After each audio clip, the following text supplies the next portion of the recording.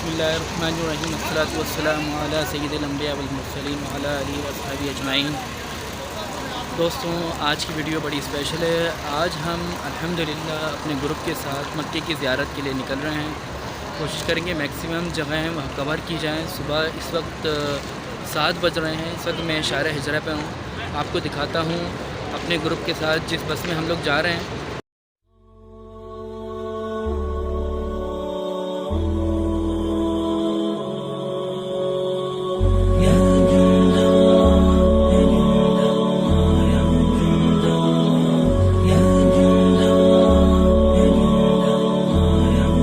के पास हमारी बस खड़ी है, तो इंशाल्लाह ताला बस का भी दिखाते हैं कि बस कैसी है, क्योंकि जाहिर सी बात है यहाँ हर चीज़ जो है वो बड़ी यादगार रहती है।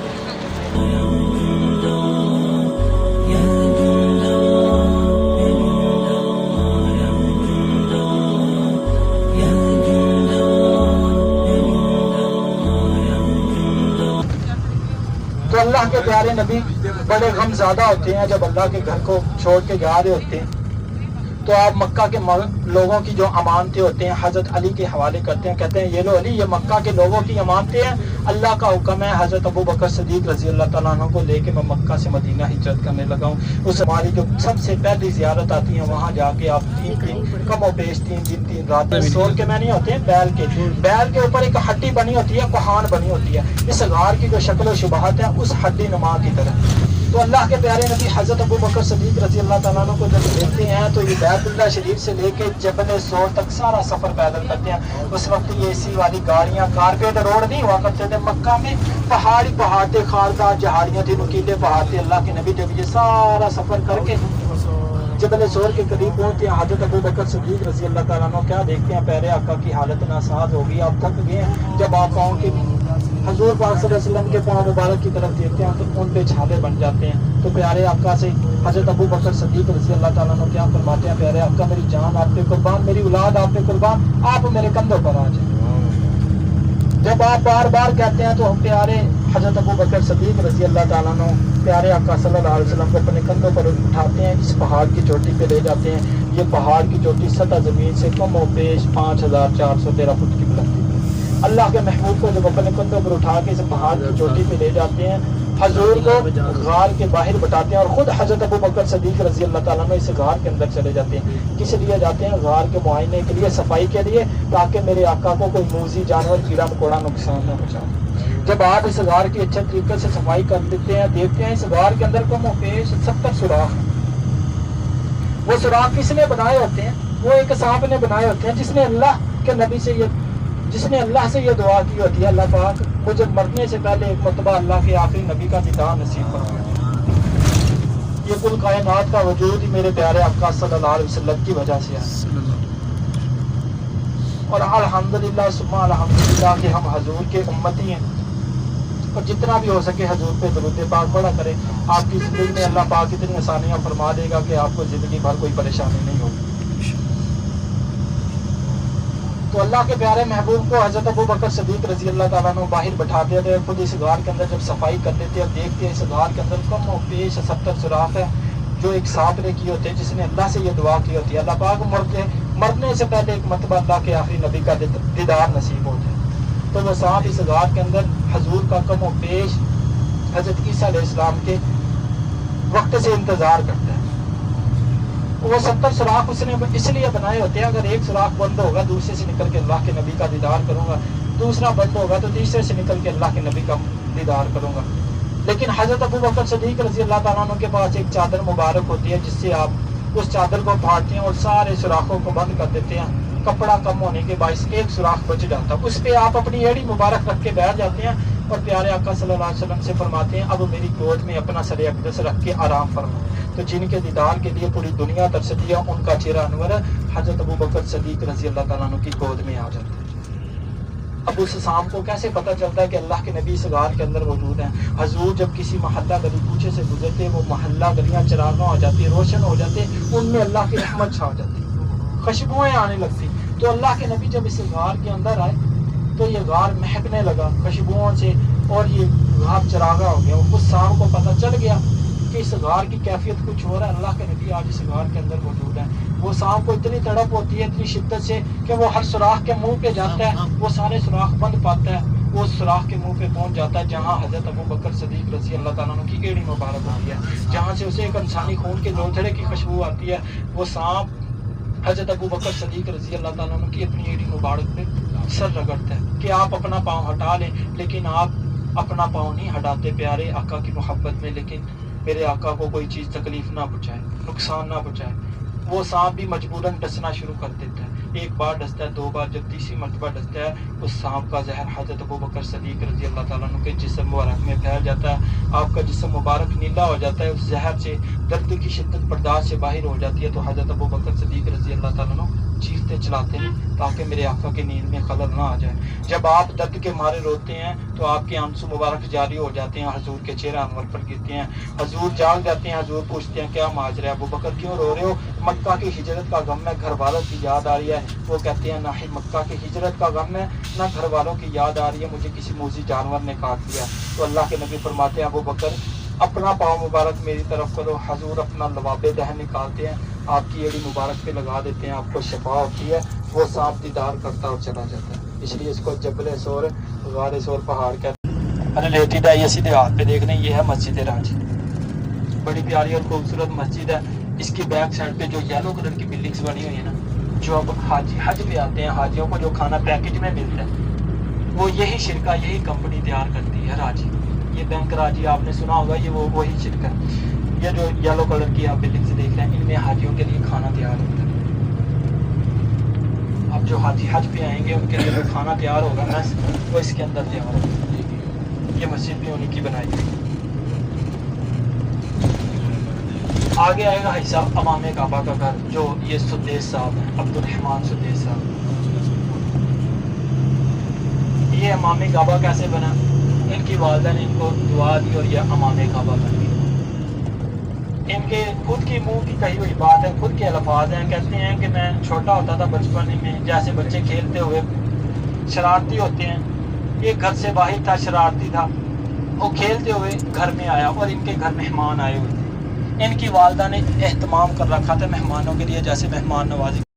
اس کے بعد ایسا ایک یونیورسٹی آئے گی جس کا نام ہے جامعہ ام القرہ مکہ المکرمہ کی. بہت ہی بڑی یونیورسٹی ہے, اسلامیہ یونیورسٹی ہے. پورے ورلڈ سے, پوری دنیا سے یہاں بچے پڑھنے کے لیے آتے ہیں.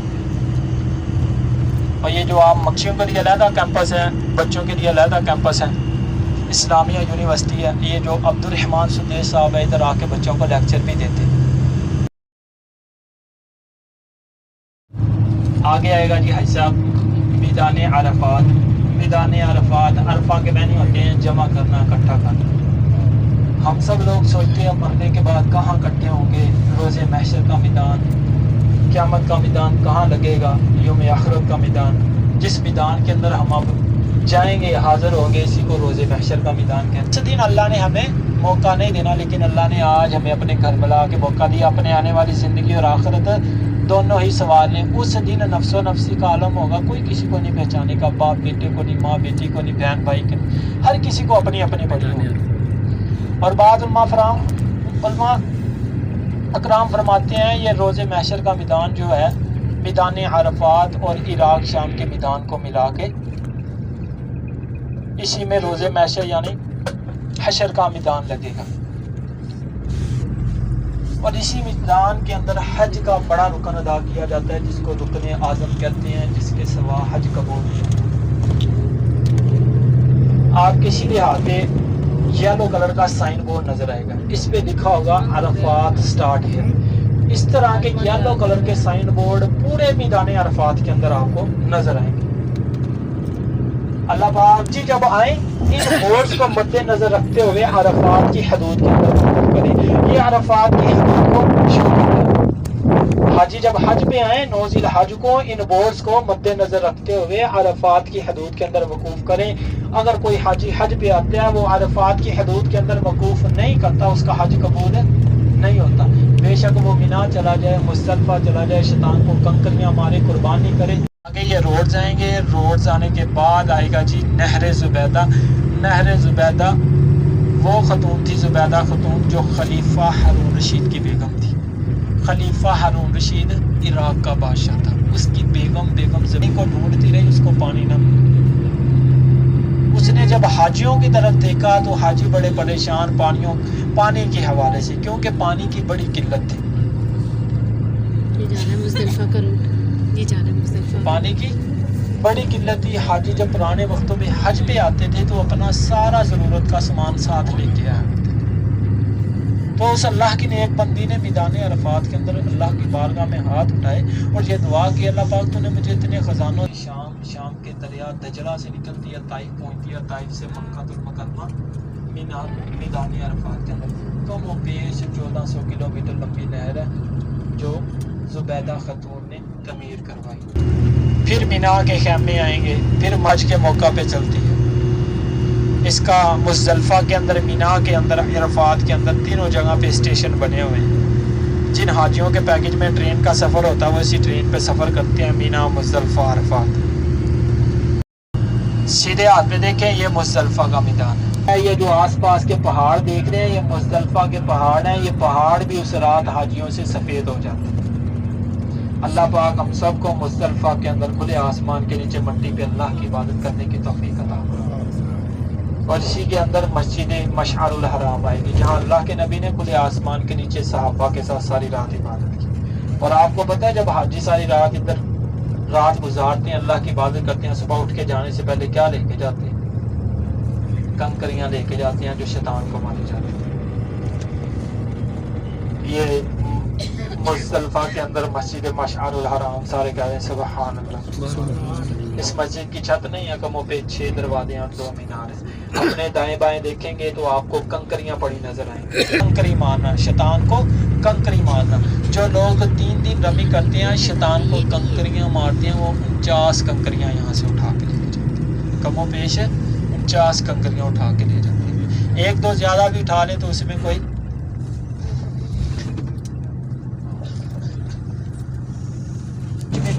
کنکریاں تھی، جہنم کے آگ سے پکی ہوئی تھی۔ جب وہ پرندہ آسمان سے کنکری کو چھوڑتا، اس کافر کو کاٹتی، اس ہاتھی کو کاٹتی اور زمین میں دھس جاتی۔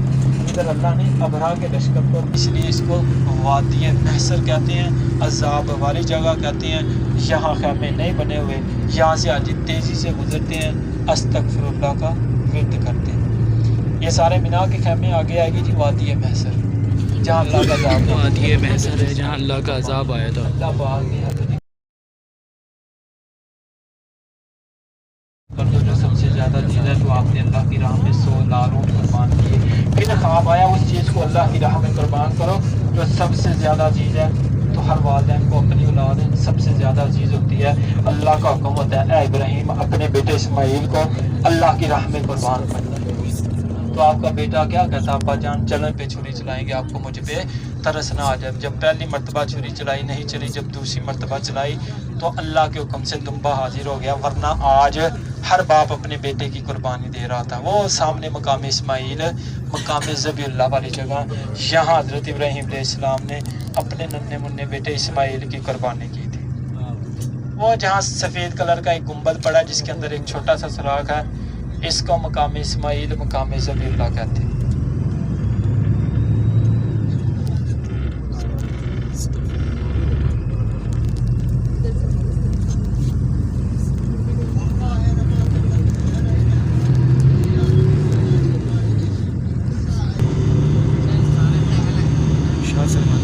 ابھی مینا کی کبری پہ جا کے گاڑی کھڑی ہوگی پل پہ، وہاں مینا کے خیمے دیکھیں گے۔ مینا کے اندر ایک مسجد ہے، مسجد الخیف، جو سال میں ایک مرتبہ کھلتی ہے 8 ذی الحج کو۔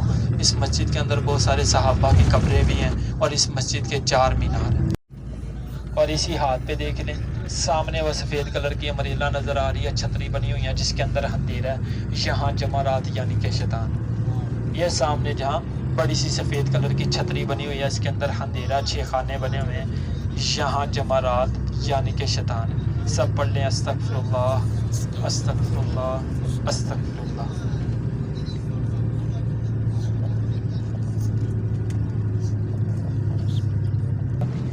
پوری دنیا میں ایسی وادی نہیں، یہ اللہ کے مہمانوں کا انتظار کرتی ہے، سارا سال انتظار کرتی ہے۔ اس سال خوش نصیب لوگ ہوں گے جو مینا کے خیموں میں آ کے حج کا رکن ادا کریں گے. آپ بھی اللہ کی بارگاہ میں ہاتھ اٹھا کے دعا کرتے ہیں یا اللہ پاک یہ لاکھوں کے حساب سے خیمے ہیں, ان میں سے اس سال کوئی ایک خیمہ ہمارا بھی بنا دے تاکہ ہم بھی 8 ذی الحج کو ان مینا کے خیموں میں حج کا رکن اور اللہ کی عبادت کر سکیں.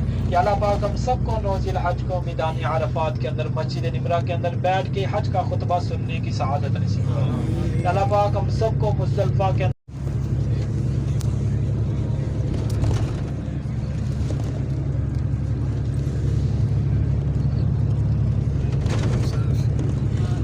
پارا پارا چورا چورا ہو جانا تھا.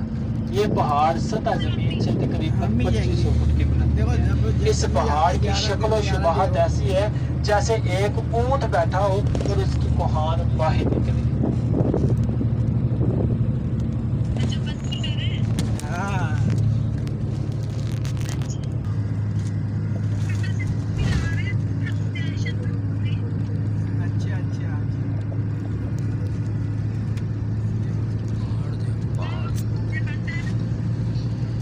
اللہ کی عبادت کرتے ہیں. اس وقت آپ کو اللہ کا گھر بیت اللہ شریف اس پہاڑ سے صاف دکھائی دیتا. آپ اللہ کے گھر کو دیکھتے روکتے اور اللہ کی عبادت کرتے. جب اللہ کو آپ کی یہ ادا پسند آئی تو اللہ پاک نے آپ پر قرآن کی پہلی مہینہ سورہ علق اقرا سے لے کے مالم یعلم تک وہ اس پہاڑ کی ہائٹ پہ دیکھیں گے. ایک خلا نظر آئے گا آپ کو جہاں حاجی نیچے اتر کے آتے ہیں غار کے اندر.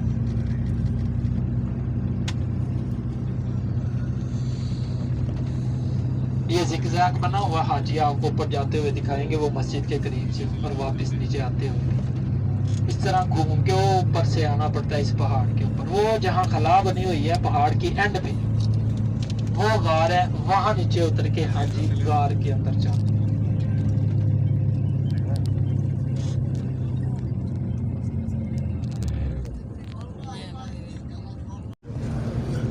یہ مقبرہ عدل ہے, اس کو انصاف کا قبرستان کہتے ہیں.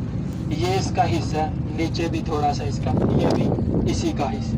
جن کی گردنیں جن کے ہاتھ کاٹ دیے جاتے ہیں اس کو اس قبرستان کے اندر دفنایا جاتا ہے. قبرستان جنت المالا. جنت المالا میں پیارے آقا صلی اللہ علیہ وسلم کے دادا حضرت عبدالمطلب, آپ کی زوجہ حضرت خدیجہ الکبریٰ رضی اللہ تعالیٰ عنہ اور بھی وہ سارے صحابہ کی قبریں جنت المالا کی.